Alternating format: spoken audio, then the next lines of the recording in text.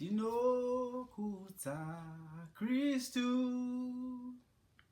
ndinovimba naye, ndinomuti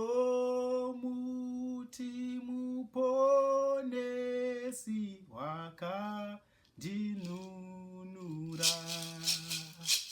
Ndiswendedze kwamuri She wangu, pamuchinjikwa ndisendetse pane simba renyu. Femberai kwandiri mweya woutsvene, kuti ndinzwe muchinditi pinda muzororo. Ndiswendedze kwamuri She wangu, pamuchinjiko ndisendetse pane simba renyu.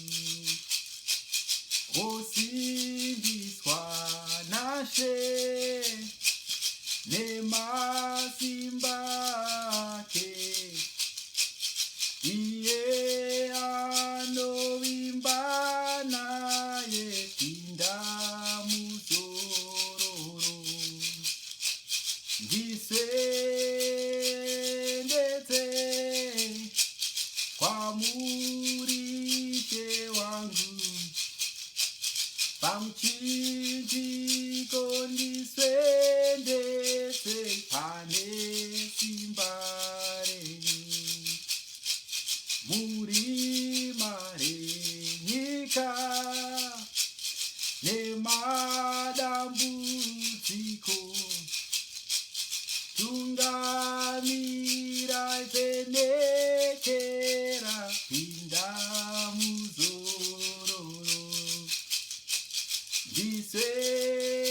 Ndiswendedze Mwari wangu we pamuri Ishe wangu, o pamuchinjikwa ndiswendedze pane simba renyu. Mushandi waMwari, chizorora zvino, wakarwisa wakakunda pinda muzororo.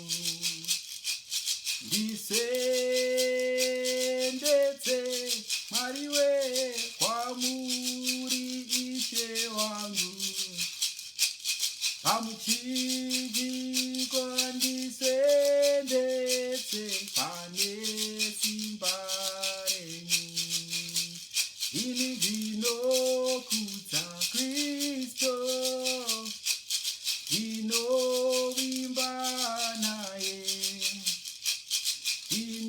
ndinomuti muponesi wakandinunura. Ndiswendedze kwamuri She wangu,